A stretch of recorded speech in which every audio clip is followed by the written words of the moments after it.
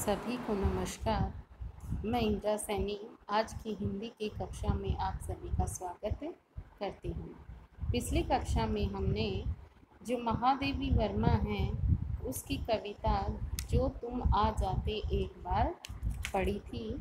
आज स्नातक तृतीय वर्ष में हम आधुनिक हिंदी कविता में महादेवी वर्मा द्वारा रचित कौन तुम मेरे हृदय में कविता को पढ़ेंगे। कौन तुम मेरे हृदय में, कौन मेरी कसक में नित मधुरता भरता अलक्षित, कौन प्यासे लोचनों में घुमड़ घिर झरता अपरिचित, स्वर्ण स्वप्नों का चितेरा नींद के सुनने निलय में, कौन तुम मेरे हृदय में। यहाँ जो महादेवी वर्मा ने वेदना और रहस्यवादी चेतना से परिपूर्ण गीत कौन तुम मेरे हृदय में जो है लिया गया है, इसमें जो कवयित्री ने अपनी वेदना को रहस्यमयी रीति से अभिव्यक्त कर सोचती है कि ऐसी कौन सी शक्ति है जो किसी न किसी रूप में उन्हें संकेतित करती हुई अपनी सर्वोपरिता को व्यक्त कर रही है। कवयित्री कह रही है कि कौन मेरी कसक में नित मधुरता भरता अलक्षित, यानी मेरे हृदय में न जाने कौन छिपकर बसा हुआ है जो चुपचाप मेरी वेदना की कसक में प्रतिदिन मधुरता भरता रहता है। कौन प्यासे लोचनों में घुमड़ घिर झरता अपरिचित, न जाने वह कौन है जो अपरिचित बना रहकर ही मेरे प्यासे नेत्रों में घुमड़कर और घिरकर झरता है, अर्थात चुपचाप मेरी आँखों को शांति और तृप्ति देता रहता है। स्वर्ण सपनों का चितेरा नींद के सुने निलय में, कौन तुम मेरे हृदय में। कवयित्री आगे कह रही है कि न जाने वह कौन चित्रकार है जो नींद के सुने घर में अर्थात निद्रा अवस्था में मेरे सुनहले सपनों का निर्माण करता रहता है। ऐसे रहस्यमय तुम कौन हो जो मेरे हृदय में बसे हुए हो। यहाँ कवयित्री अत्यंत सफलता के साथ अपने अव्यक्त प्रियतम का अलौकिक जो रूप है वह व्यक्त कर रही है। इस पद में प्रश्नात्मक शैली से मतलब रहस्यात्मक जो भाव हैं उनको व्यक्त किया गया है। अनुप्रास है, लुप्त उपमा है, विरोधाभास है आदि अलंकारों से पद को सजाया गया है। अनुसरण निश्वास मेरे कर रहे किसका निरंतर, चूमने पद चिन्ह किसके लौटते यह श्वास फिर, कौन बंदी कर मुझे अब बंध गया अपनी विजय में, कौन तुम मेरे हृदय में। प्रस्तुत पद्यांश में कवयित्री ने अपनी विरह वेदना का तथा अपने प्रियतम के अलौकिक रूप का रहस्यात्मक वर्णन किया है। कवयित्री कह रही हैं कि अनुसरण निश्वास मेरे कर रहे किसका निरंतर, कि न जाने वह कौन है जिसके पीछे पीछे मेरे सांस लगातार चलते रहते हैं, अर्थात जिसकी स्मृति निरंतर मुझे आती रहती है। चूमने पद चिन्ह किसके लौटते यह श्वास फिर, न जाने वह कौन है जिसके पद चिन्हों को चूमने के लिए सांस बार बार उसकी ओर लौटती है। कौन बंदी कर मुझे बंध गया अपनी विजय में, कौन तुम मेरे हृदय में। न जाने वह कौन है जो मुझे बंदी बनाकर स्वयं भी अपनी विजय में बंदी बन गया है। न जाने तुम कौन हो जो मेरे हृदय में छिपे हुए हो। इस तरह कवयित्री अपने हृदय में छिपे हुए अपने अलौकिक प्रियतम का यहाँ चित्रण कर रही है। उसके माध्यम से अपनी वेदना का मार्मिक एवं स्वाभाविक वर्णन कवयित्री ने किया है। प्रश्नात्मक शैली के कारण रहस्यात्मकता गूढ़ बन गई है। सांसों पर चेतना का आरोप होने के कारण यहाँ मानवीयकरण अलंकार है और बंध गया अपनी विजय में विरोधाभास अलंकार का सौंदर्य दिखाई देता है। एक करुण अभाव में चीर तृप्ति का संसार संसित, एक लघु क्षण दे रहा निर्वाण के वरदान शत शत, पा लिया मैंने किसे इस वेदना के मधुर क्रय में, कौन तुम मेरे हृदय में। कवयित्री जो हैं आगे अपने अदृश्य अव्यक्त प्रियतम को लक्षित करती हुई अपनी कोमल भावनाओं को व्यक्त कर रही है। कवयित्री कह रही हैं कि एक करुण अभाव में चीर तृप्ति का संसार संचित, कि मेरे हृदय में सदैव मधुर अनुभूतियों को जगाने वाले तुम कौन हो। मैं प्रियतम की विरह में वेदना व्यथा से आक्रांत रहती हूँ। मेरे जीवन में एक करुण अभाव से व्यथित रहता है। तुम मेरे लिए सदैव प्रेम तृप्ति का संसार रचते रहते हो। एक लघु क्षण दे रहा निर्वाण के वरदान शत शत। कवयित्री आगे कह रही है कि तुम्हारी इस तरह की अनुभूति से मेरे लिए सुख का एक क्षण भी सैकड़ों परमानंद के वरदान देने वाला बन गया है। अर्थात मेरे हृदय में अव्यक्त प्रियतम की प्रेमानुभूति से जीवन की सुखानुभूति होने लगती है और ऐसे लगता है कि यह संसार है उसमें एक क्षण सांसारिक कष्टों से मुक्त होकर परमानंद प्राप्ति का वरदान बन गया है। पा लिया मैंने किसे इस वेदना के मृदु क्रय में, कौन तुम मेरे हृदय में। कवयित्री कहती है कि मैं इस अव्यक्त प्रियतम को अपनी मधुर वेदना के मूल्य के रूप में प्राप्त कर लिया है। अर्थात अपनी वेदनाओं का क्रिय करके उसके बदले में यह आनंद मुझे प्राप्त हुआ है। अतः तुम मेरे हृदय में सदैव मधुर भावों को जगाने वाले तुम कौन हो। यहाँ कवयित्री जो हैं अव्यक्त प्रियतम को लक्ष्य करके अपनी प्रेमानुभूतियों का उल्लेख करने में इससे रहस्यात्मक भावना व्यक्त हुई है।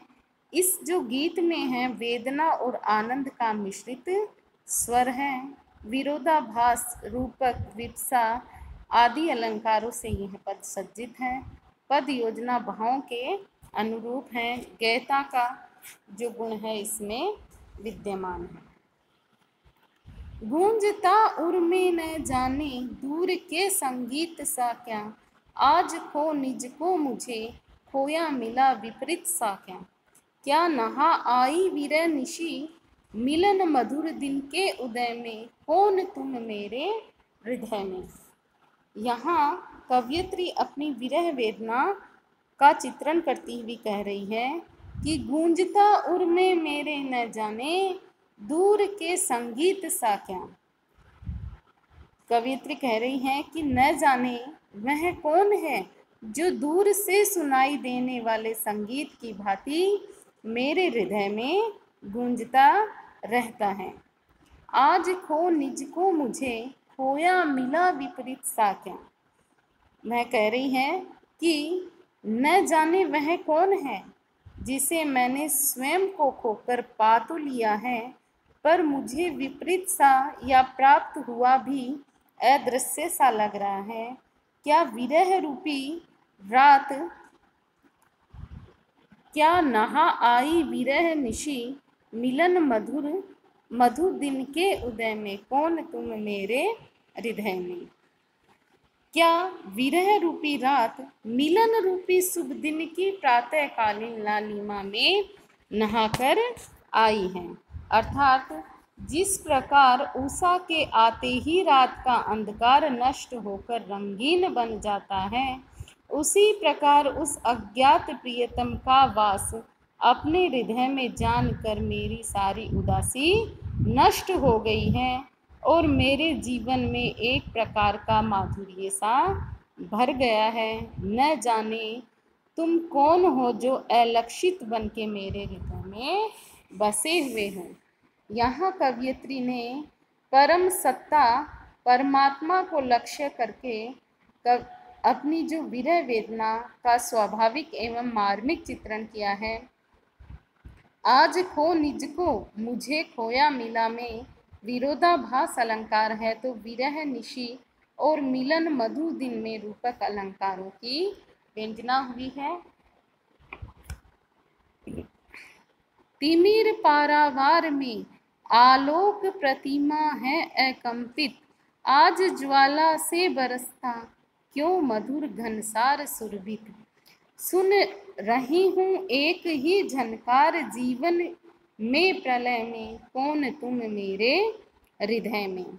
यहाँ कवयित्री अपनी विरह वेदना का वर्णन करते हुए आगे कह रही है कि तिमिर पारावार में आलोक प्रतिमा के अकंपित, कि अंधकार के सागर में प्रकाश की मूर्ति स्थिर होकर चमक रही है। आज ज्वाला से बरसता मधुर क्यों मधुर घनसार सुरभित, आज न जाने क्यों मधुर और सुगंधित चंदन को बरसा रही है। कौन? आग। कवयित्री कह रही है कि आज न जाने आग क्यों मधुर और सुगंधित चंदन को बरसा रही है।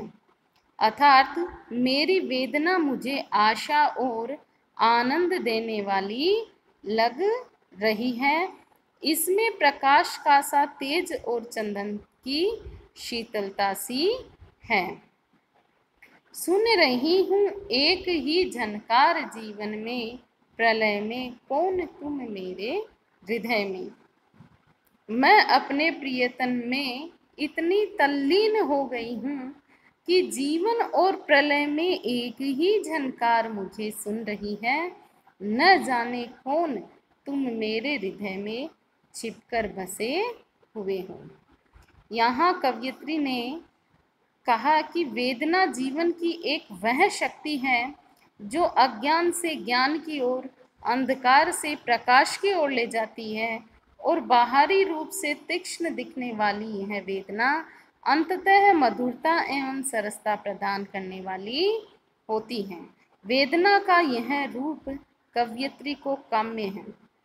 तिमिर पारावार और आलोक प्रतिमा में कवि ने रूपक अलंकार का सौंदर्य सजाया है। ज्वाला से बरसता क्यों मधुर घनसार में विरोधाभास अलंकार का सौंदर्य दिखाई देता है। मूक सुख दुख कर रहे मेरा नया श्रृंगार सा क्या, झूम गर्वित स्वर्ग देता नत धरा को प्यार सा क्या। आज पुलकित सृष्टि क्या करने चली अभिसार लय में, कौन तुम मेरे हृदय में। यहाँ कवयित्री अपनी विरह वेदना का वर्णन करते हुए आगे कह रही है कि मूक सुख दुख कर रहे मेरा नया श्रृंगार सा क्या, कि वेदना की व्यथा से मुझे यह शक्ति मिली है कि मुझे सुख और दुख चुपचाप मेरा श्रृंगार सा करने वाले प्रतीत होते हैं। अर्थात मेरे लिए सुख और दुख में कोई अंतर नहीं रहा, दोनों भाव मुझे आनंद प्रदान करने वाले लगते हैं। आज मुझे आनंद के कारण ऐसा दिखाई दे रहा है कि झूम गर्वित स्वर्ग देता नत धरा को प्यार सा क्या, कि स्वर्ग झूमकर गर्व के साथ नीचे झुके हुई पृथ्वी को पार करने को आतुर है। आज पुलकित सृष्टि क्या करने चली अभिसार लय में, कौन तुम मेरे हृदय में। आज मुझे सारी सृष्टि जो है आनंदमय दिखाई दे रही है, मानो वह अपने परम प्रिय से चुपचाप मिलने चली है। न जाने तुम कौन हो मेरे हृदय में, छिप करके बैठे हुए हो, कौन हो तुम। कवयित्री के अनुसार यहाँ हृदयगत प्रेम वेदना की ऐसी आनंदानुभूति समाधि की दिव्य अवस्था से कम नहीं है। यानी कवयित्री जो है प्रेम के इस आनंद के कारण सुख और दुख दोनों को समान स्थिति में अनुभूत कर रही है। ऐसी स्थिति तो जो साधक है उसके लिए समाधि स्थिति ही होती है। यहाँ कवयित्री ने रूपक, उत्प्रेक्षा, अनुप्रास आदि अलंकारों से काव्य को सजाया है। काव्य की भाषा जो है वह सरस सुंदर है। गीत में लयता और संगीतात्मकता का गुण विद्यमान है। कवयित्री जो है विरह वेदना की कवयित्री के नाम से जाना जाता है। यह उनका ये गीत इन्हीं रहस्यात्मक भावों से जो पल्लवित किया गया है। आज की कक्षा में हम इतना ही पढ़ेंगे। इससे आगे की जो कविताएं हैं वो अगली कक्षा में पढ़ेंगे। धन्यवाद।